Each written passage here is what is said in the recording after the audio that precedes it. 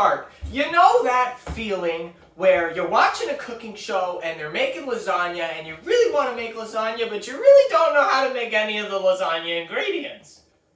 I know that feeling. Well, that's the problem that we're going to solve today. We're going to take everyday ingredients that you can get, no problem, no creepy back alleys, and we're going to make lasagna. Will it be authentic? No. Will it taste good? Probably. We'll find out. So, enter the tortilla. Looks suspiciously like a lasagna noodle in disguise. These are corn tortillas. You buy whatever the heck tortilla you want to buy.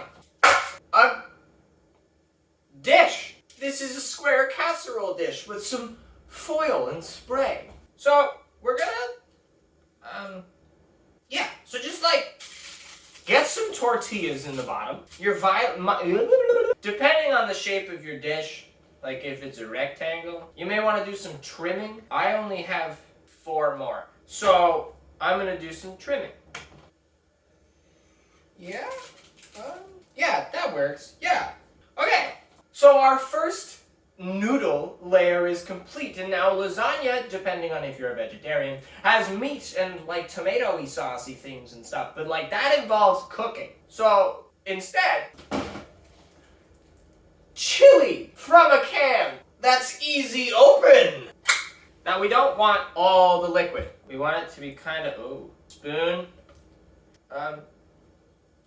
I was gonna get refried beans because I was thinking tortillas, maybe like a burrito lasagna, but then there are beans in the chili. Sweet. We'll need this in a minute. This is a jalapeno, not to be confused with a green bean. It's a terrible story there. I was thinking tortillas, Mexican, right? You know, jalapenos. They're in a lot of Mexican food, I think. Like a dice. Keep the seeds in. Not that hot. Jalapeno sounds like bechamel, right? So, potato, am I right? Now, last episode, we learned that you can't make vegetables sweet. So, why don't we put them in something savory and then they'll be easier to eat? Spinach! You got some shredded cheese? I sure hope so. Be generous with the cheese. There's no such thing as too much cheese. Unless you're lactose intolerant, but let's be real, we all pretend that we aren't. Nice. Now this is queso fresco. It's a squeaky cheese from Mexico. You may not have it, but I do, so I'm gonna use it. But like, don't feel like you need it, you know?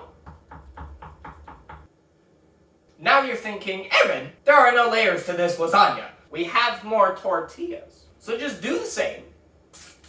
Get your chili. Should put that on a t-shirt. Get your chili.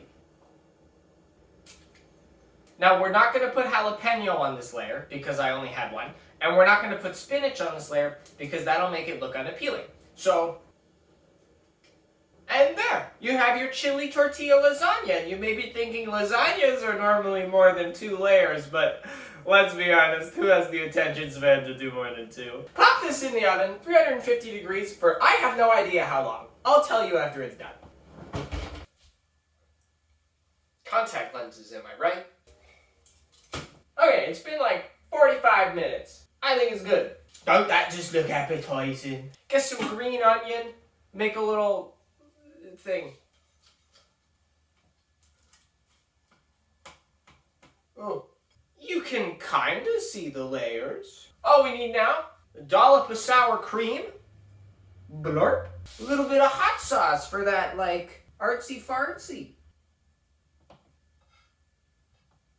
Ain't that pretty? And there you go. Easy lasagna. That's not really lasagna, but we can call lasagna because we didn't want to make lasagna.